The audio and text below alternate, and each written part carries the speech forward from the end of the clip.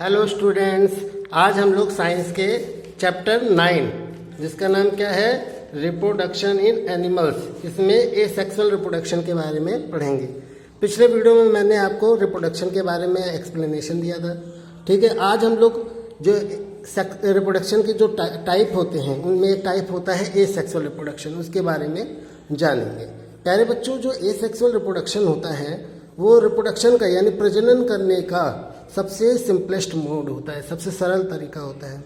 और इस तरह के रिप्रोडक्शन में ना केवल एक सेक्स सेल जो है वो इन्वॉल्व रहता है, एक सेक्स इन्वॉल्व रहता है, यानी या तो मेल होगा या तो फीमेल होगा, मेल और फीमेल दोनों नहीं होंगे। There are two forms of asexual reproduction. अब ये जो सेक्सुअल रिप्रोडक्शन होते हैं ना, इसके दो फॉर्म होते हैं, दो तरीके होते हैं। एक होता है या तो बाइनरी फिशन द्वारा होता है या फिर बडिंग द्वारा होता है।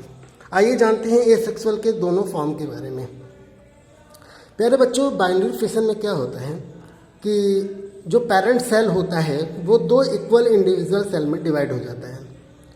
ठीक है, और जब दो इंडिविजुअल सेल में डिवाइड हो जाता है, जो पेरेंट सेल का न्यूक्लियस होता है वो भी दो भागों में डिवाइड हो जाता है।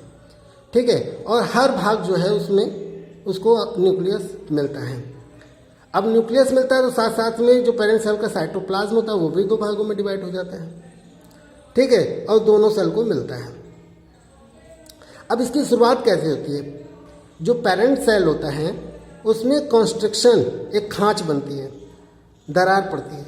वो खांच या दरार जो है वो बॉडी मैच्योर यूनिसेलुलर ऑर्गेनिज्म में के बॉडी में डेवलप होता है।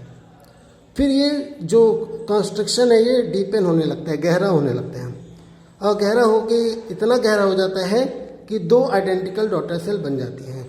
और बाद में हर एक डॉटर सेल क्या करती है, फुली साइज सेल का निर्माण करती है। और ये जो बाइनरी फिशन की घटना होती है ज़्यादातर हम लोग यूनिसेलुलर ऑर्गेनिज्म, अमीबा, पैरामीशियम इसमें देखते हैं। अब आइए इसको चित्र के माध्यम से भी समझ लेते हैं। देखिए, ये एक पेरेंट सेल है। ठीक है, अब इसमें क्या कॉन्स्ट्रिक्शन होगा, दरार यहाँ पे पड़ेगी, ये दरार गहरी होने लगेगी। ठीक है, और इसके अंदर क्या है, न्यूक्लियस है, साइटोप्लाज्म है। तो जब ये दरार दिख रहे हैं यहाँ पे, अब यहाँ पे न्यूक्लियस जो है दो हिस्सों में बट गया, साइटोप्लाज्म दो हिस्सों में बट गया। अब ये जो कॉन्स्ट्रिक्शन है ये देखिए गहरा होते होते इसने क्या किया, इन दोनों को अलग कर दिया। इस तरह से क्या बन गया, दो डॉटर सेल बन गया। तो हमने देखा है पेरेंट सेल से दो डॉटर सेल बन गया। अब ये दोनों डॉटर सेल क्या करेगा, एक नए इंडिविजुअल जो ऑर्गेनिज्म है उसको ग्रो करेगा। ठीक है, फिर बाद में इन दोनों में प्रोसेस होगा, इनसे भी ये इसी तरह से बनेगा। तो बाइनरी फिशन में क्या होता है, एक पेरेंट सेल जो है वो दो इंडिविजुअल सेल में डिवाइड हो जाता है। समझ में आ गया आप लोगों को? आइए जानते हैं एसेक्सुअल रिप्रोडक्शन का दूसरा जो फॉर्म है, बडिंग। ये इसमें क्या होता है? प्यारे बच्चों, ये जो बडिंग का फॉर्म है एसेक्सुअल रिप्रोडक्शन का, ये आपको हाइड्रा और ईस्ट नाम के एनिमल्स में दिखाई देगा, ऑर्गेनिज्म में दिखाई देगा। अब ये जो बडिंग का प्रोसेस होता है रिप्रोडक्शन का, इसमें क्या होता है, इन विच इसमें new individual develop as a outgrowth from a single parent. इसमें क्या होता है, एक सिंगल पेरेंट में एक आउटग्रोथ, एक उभार निकलता है। वो उभार बाद डेवलप हो करके एक नया इंडिविजुअल का निर्माण करता है। ठीक है, ये जो आउटग्रोथ होता है इसको हम लोग बड कहते हैं। क्या कहते हैं? बड कहते हैं। ये बड धीरे धीरे बड़ा हो जाता है और बाद में पेरेंट बॉडी से सेपरेट हो जाता है और एक नए ऑर्गेनिज्म को निर्माण करता है। अब देखिए यहाँ पर ये एक क्या है, कवक यानी ईस्ट का फिगर है। अब इसमें क्या हुआ, देखिए यहाँ पे धीरे धीरे न्यूक्लियस बड़ा होने लगा, फैलने लगा और एक बड का निर्माण करने लगा। देख रहे हैं, एक उभार बन गया, आउटग्रोथ बन गया। इसमें साइटोप्लाज्म भी अलग हो गया, न्यूक्लियस भी अलग हो गया। इस तरह से ये जो बड है और कई सारे बड का निर्माण करेगा और बाद में ये बड अलग होकर क्या बना लेंगे, एक इंडिविजुअल ईस्ट का निर्माण कर देंगे। तो इस तरह से हमने देखा कि जो एसेक्सुअल रिप्रोडक्शन होता है जिसमें केवल एक सेक्स इन्वॉल्व रहता है और ये सिंपलेस्ट मोड होता है, ये दो फॉर्म में होता है, या तो बाइनरी फिशन द्वारा होता है या तो बडिंग द्वारा होता है। बाइनरी फिशन में क्या होता है, पेरेंट सेल दो सेल में डिवाइड हो जाता है।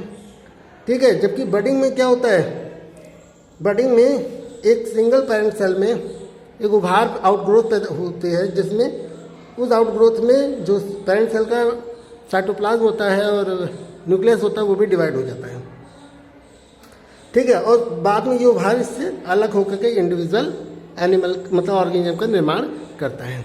तो इस तरह से ये एसेक्सुअल रिप्रोडक्शन होता है। आइए अब हम जानते हैं क्लोनिंग के बारे में कि क्लोनिंग क्या होता है। प्यारे बच्चों, जो क्लोनिंग होता है वो आइडेंटिकल सेल को एक आइडेंटिकल सेल को प्रोडक्शन करने का काम आता है। यानी अगर कोई चीज़ सेल एक है, उसी जैसा दूसरा सेल बनाना, उसी जैसा दूसरा ऑर्गेनिज्म बनाना क्या कहलाता है?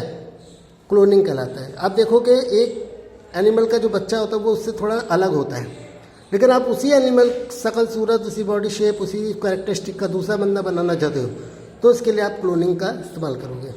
तो क्लोनिंग जो है वो आइडेंटिकल सेल के प्रोडक्शन का काम करता है या फिर किसी लिविंग ऑर्गेनिज्म को एक सेक्सुअल साधन के द्वारा बनाता है, ठीक है। जो फर्स्ट क्लोनिंग हुई थी वो सबसे पहले सक्सेसफुली किया था इयान विल्मट ने और उनके कलीग्स ने, साथियों ने, रोसिन इंस्टीट्यूट इन एडिनबर्ग स्कॉटलैंड के रोसिन इंस्टीट्यूट में एडिनबर्ग में विल्मट और उनके साथियों ने सबसे पहला क्लोनिंग का कार्यक्रम किया था। और इन्होंने ये जो सक्सेसफुल क्लोनिंग की थी वो उन्होंने डॉली नाम की एक भेड़ पे की थी जुलाई 5, 1996 को, ठीक है। बाद में एम्ब्रियो क्लोनिंग जो है वो मनुष्य के एम्ब्रियो के प्रोडक्शन के लिए रिसर्च में इस्तेमाल किया गया, ठीक है। और इसका जो गोल था, इसका जो लक्ष्य था वो स्टेम सेल का निर्माण करना था, ताकि क्या किया जा सके, कैंसर जैसी बीमारी का इलाज किया जा सके। स्टेम सेल जो है वो can be use to generate virtually any type of specialised cell in human body. Stem cell जो है उसका इस्तेमाल हम कर सकते हैं मनुष्य के बॉडी में स्पेशलाइज्ड टाइप के जो सेल होते हैं उसके वर्चुअल में जन पैदा करने के लिए। जैसे वायरस खा जाते हैं तो उसके बनस्पत अच्छा और ताकतवर सेल पैदा करना, ठीक है, ये स्टेम सेल का के लिए किया जाता है। तो इस तरह से प्यारे बच्चों आज की वीडियो में हम लोगों ने एसेक्सुअल रिप्रोडक्शन के बारे में जाना और क्लोनिंग के बारे में जाना। कल के वीडियो में हम लोग एसेक्सुअल रिप्रोडक्शन के बारे में, मनुष्य में कैसे होता है उसके बारे में पढ़ेंगे। बहुत बहुत धन्यवाद।